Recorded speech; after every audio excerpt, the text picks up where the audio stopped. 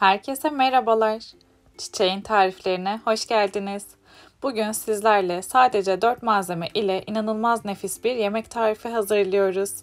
Pratik yemek tarifleri arayanlar bu lezzetli yemek tarifini kaçırmasın diyorum. Hazırlayacağımız bu nefis yemek tarifine geçmeden kanalıma abone olursanız çok sevinirim.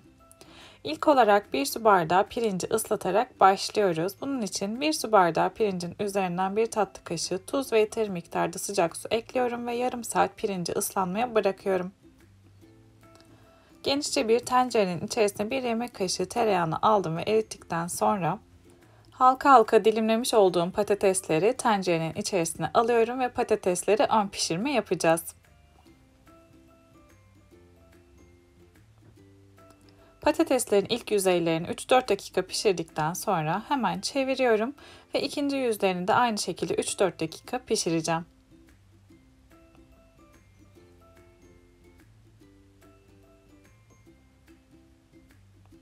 İki yüzeyde biraz pişen patatesleri şimdi hemen hızlıca bir tabağın içerisine çekiyorum.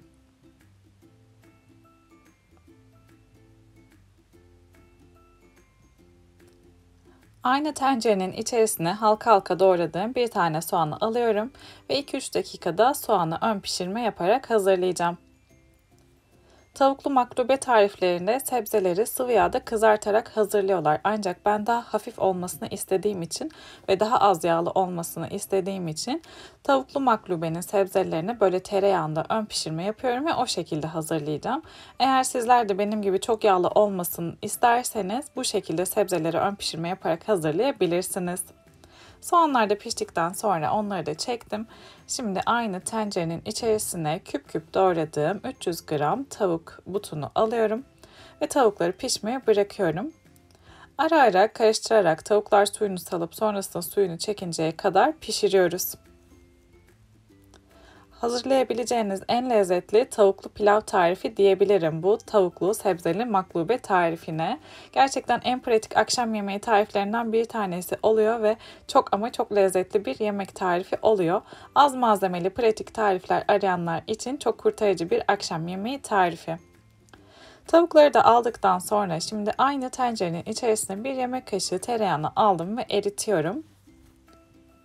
Tereyağı eridikten sonra tencerenin içerisine 2 yemek kaşığı kadar zeytinyağı ekliyorum.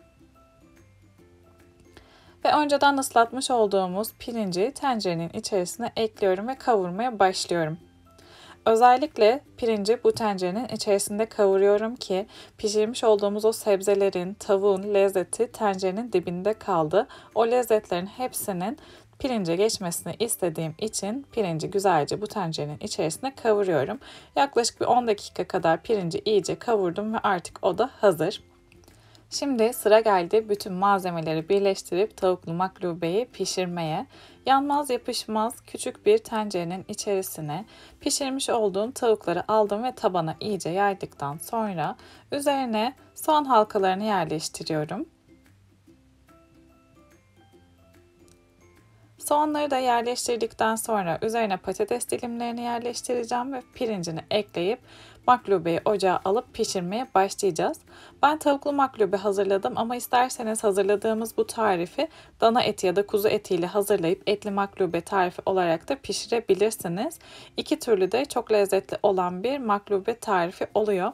Tavuklu pilav, tavuklu sebzeli pilav da diyebiliriz bu tarife. Gerçekten hepsi birlikte piştiği için lezzetleri birbirine geçiyor ve çok lezzetli bir pilav tarifi oluyor. Benim verdiğim bu ölçülerle tavuklu maklubeden 4 porsiyon çıkıyor.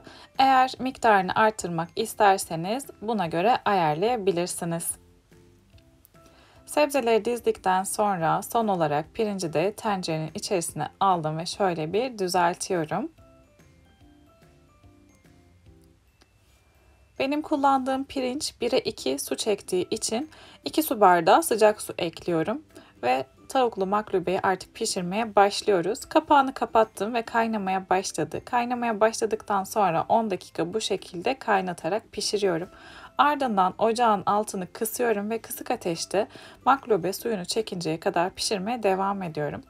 Yarım saat pişirdikten sonra spatulanın sapı ile böyle bir delik açtım ve o delikten kontrol ettim. Eğer oradan su kaynama sesi geliyorsa ya da suyu görüyorsanız hala pilavın suyu var demektir. Tekrar aynı şekilde kontrol ettiğinizde kaynama sesi gelmiyor ya da su göremiyorsanız artık suyunu tamamen çekmiş demektir. Maklubeyi pişirdikten sonra ocağın altını kapatıp bir 10 dakika dinlenmeye bıraktım. Tabağı çevirmeden önce kaşık yardımıyla böyle pilava iyice bastırıyorum sıkı sıkı olmasını istediğim için. Ardından servis tabağını tencerenin üzerine geçiriyorum ve maklubeyi yavaş ve dikkatli şekilde çeviriyorum. Maklubeyi çevirdikten sonra hemen şöyle tencereye kaldırıp size de göstermek istiyorum. Yanmaz yapışmaz bir tencere kullandığımız için çok rahat bir şekilde çıktı ve çok güzel bir şekilde pişmiş. Altında yumuşacık pilavı, arasında patatesli, soğanlı ve en üstünde nefis tavukları ile tavuklu maklube servis için hazır. Hazırlayabileceğiniz en kolay tavuk yemekleri tariflerinden bir tanesini hazırlamış olduk. Deneyecek herkese şimdiden afiyet olsun. Denedikten sonraki yorumlarınızı mutlaka bekliyorum. Görüşmek dileğiyle. Hoşça kalın.